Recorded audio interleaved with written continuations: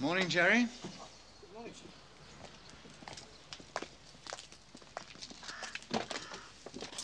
8 o'clock on the dot. Yes. Thank you.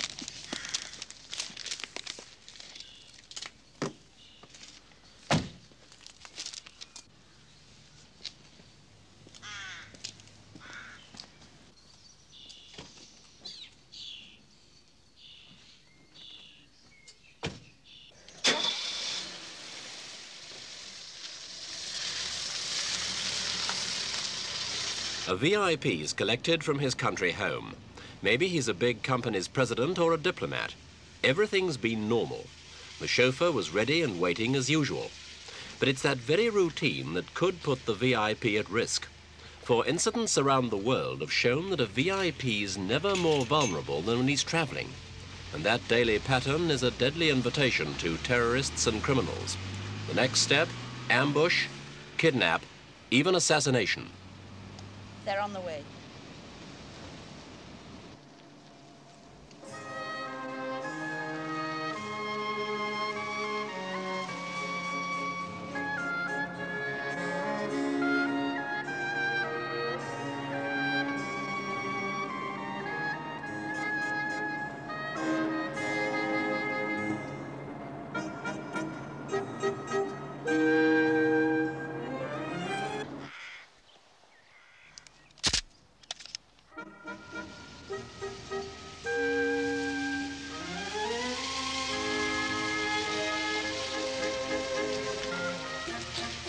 Get ready!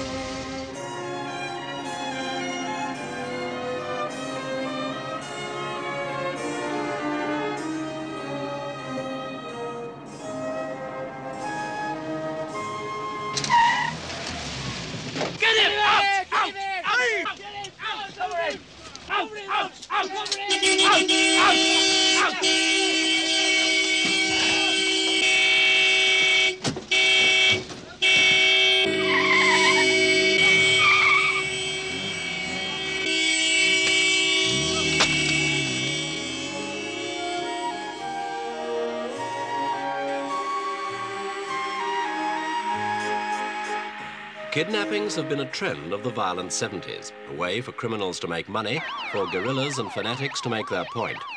This was Guatemala 1970, and the case of Count Karl Maria von Spreti, West Germany's ambassador, snatched from his chauffeur-driven limousine. The revolutionary armed forces demanded the release of 24 political prisoners and cash. When they were refused, Ambassador von Spreti was executed.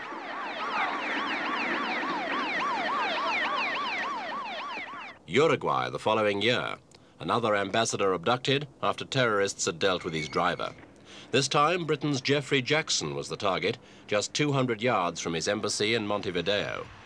Tupamaros guerrillas were to claim responsibility for this and many more kidnappings. Jackson was eventually released, and he later disclosed that neither he nor his government would have agreed to terrorist demands.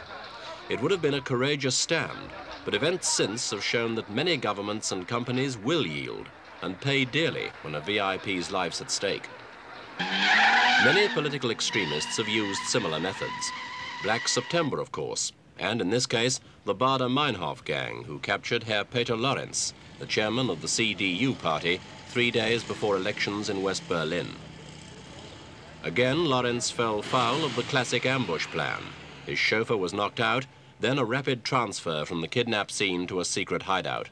Demands were made, the government gave in. It was a climb down that opened the floodgates for terrorists bent on blackmailing authority. Finally, Lawrence was released. The list of victims runs on. Hans-Martin Schleyer, again in Germany. Operations by the Red Army of Japan. Attacks from the PFLP, the Basques, South Moluccans, the IRA, and in Italy, the Red Brigades, who struck against a former Premier, Aldo Moro, in 1978. To try to barter for the freedom of left-wing extremists on trial for crimes of kidnap, murder and extortion, Red Brigade's collaborators captured Moro when his car was on its way to Parliament. 5 bodyguards were killed. Moro was taken, and when the government refused to deal with the terrorists, Moro paid the ultimate price.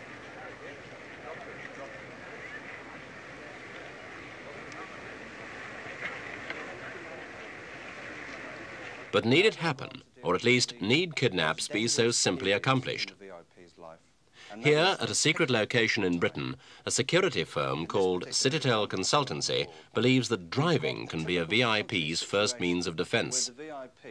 In the classroom, and in the driving seat itself, Citadel instructors show chauffeurs and executives how to avoid becoming an easy target for terrorists. The anonymous chief of Citadel explains. We all live in a hostile, uncertain world in which, in certain countries, kidnapping has reached epidemic proportions. Now, many hostages have been taken from their homes or from their places of work, but in most VIP kidnappings, the hostage has been taken either directly from a car or at the moment of entering or leaving a car. So the percentages alone suggest that the application of some basic precautions while driving or being driven should reduce significantly the chances of being kidnapped. And what sort of people take advantage of your course? Our clients are the influential, the rich, the famous, the infamous, the vulnerable. Multinational corporations, people with particular ethnic backgrounds, businessmen who travel widely, particularly in countries at particular risk, people who do business with perhaps certain volatile countries. Why is secrecy so important to you? Well, important people come to us when they're in trouble and are concerned about the risks to their life and limb. We have to, with the aid of the client, make a realistic assessment of the threats that exist in the country in which they live or do business. We have to study their lifestyle, their habits, their patterns of activity. And all this information is inevitably highly sensitive and must be protected. Let's examine Jerry's day. Jerry, Mr. Average Chauffeur. He was told to report to that house at 8:15 a.m. in the morning. Now, being a very good professional chauffeur, Jerry arrived at 8 o'clock. Far too early, because at 8 o'clock, that gave him 15 minutes. In those 15 minutes, he advertised his presence to anyone who was watching in that area. He polished the car. Everyone knew, if they were watching, that someone was going to come out of that place in the next few minutes. What else went wrong with Jerry? He drove, obviously, down this common route, a warm day, windows wide open. When he arrived at the house, they were still open. You actually saw him pass a newspaper through to his governor through the window. Other things can come through open windows as well. One thing that we don't want to go through your windows is an explosive device. He had no awareness at all. As he actually drove through that drive, he should have seen that vehicle parked on the right.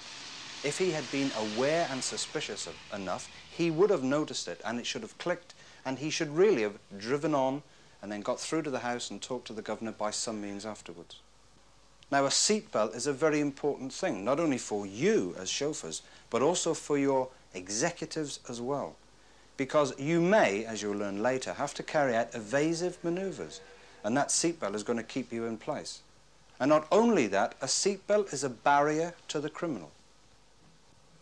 In every single example of kidnapping, the criminal will always get the vehicle stationary, and once that vehicle has come to a halt, he will move forward, and his automatic reaction will be to open the door. In Jerry's case, the door was not locked, and it would have made it so much easier for the criminal to have taken his executive out of that vehicle. So one of the biggest barriers, one of the biggest blocks to the criminal is lock all doors. Being aware of security requirements and potential plot situations, a trained chauffeur should be able to avoid a terrorist trap. An important point is observation. But what happens if he is faced with a roadblock? The second phase of the course here is defensive driving itself, learning maneuvers to beat the bandits. The classic roadblock situation, where you've got two vehicles blocking the road and the getaway vehicle parked facing the direction from which the VIP vehicle is going to come. Now, what options have we got in this particular set of circumstances? Around comes the VIP vehicle, driving close to the crown of the road where he can see a long way around. He sees the imminent danger there, he's got to react. So what he does, he brakes again, and he suddenly comes to a halt. By the time that vehicle is stationary, he's in reverse. He then looks over his shoulder because he's not to be mesmerized by these people standing around his vehicles, and what he does is simply reverse around the corner, out of the way, until he breaks that line of visual contact. The second option is the handbrake turn. He has first of all to think very quickly and decide, have I got the right speed, the right road surface and sufficient width of road to carry out the maneuver? He decides he has. So what he's got to do is initially brake the vehicle. And when he's travelling in a straight line, he then carries out the handbrake turn, which really and truly makes the vehicle pivot for 180 degrees until it faces the way it's just come, and then he accelerates away around the bend and leaves them standing. The third option is the reverse flick. Same situation, as the vehicle comes around this right-hand bend, he decides, i.e. the driver, he doesn't want to do a simple reverse out, he cannot do a handbrake turn, he decides to do a reverse flick. Knowing on which side of the road he's got more room, he carries out the reverse flick, and as the vehicle goes to the rear, he pulls the wheel, the vehicle pivots to the right or to the left, faces its original direction, he selects a forward gear and drives off. And what evidence have you got that the course actually works? Well, the best evidence in the world. None of our clients has ever been kidnapped. Many of the world's top VIPs, heads of state, ambassadors, go a step further, ordering a specially equipped car from Combat Protection Equipment, based in the English Midlands. It's run by Derek Ellis, who designs and hand-builds heavily armoured cars for the rich, famous and vulnerable. Costing 3 or 4 times more than an ordinary limousine, they appear normal enough. But under the skin, they're as tough as a tank. We use a whole range of armour materials. Principally, the main passenger compartment area uses a ballistically approved high-hardness steel armour, which we undertake extensive trials to assure ourselves and that of our customer that it meets the very highest level of ballistic attack. This material, incidentally, has been fully proven and utilised on fighting armoured vehicles throughout the world, because basically what we are constructing at Combat is a tank within a vehicle. Glass is a major item. A heavy windscreen like this costs thousands of pounds, but it can stop almost any type of sniper's bullet. There has to be certainly an equal ballistic standard relative to the glass, and in a lot of instances, in fact, greater than that of the main armoured steel panels themselves. Because in a attack situation, if it is the intention of the terrorist organisation to in fact kill the VIP or head of state, he will invariably fire at what he can see. And it is for this reason that certain of the glass products that we use are of the order of 1.5 inches thick. Tyres represent a very important area in an attack situation. We utilise a tyre assembly which, if the tyre is deflated because of a rifle or submachine gun or in fact a landmine attack, the car maintains full controllability. When these vehicles come under attack, there is a whole host of electronic offensive systems that can be incorporated into the vehicle. We are now utilising various types of self-sealing fuel systems. We are now looking at various types of radio communication equipment, generally which have been developed in a military context and can now be utilised in what at the end result must be an unobtrusive armoured saloon vehicle. It's a sad reflection on the world we live in that we exist at all, and that important people have to spend money to stay alive. For the VIP, it might be quite literally a question of your money or your life.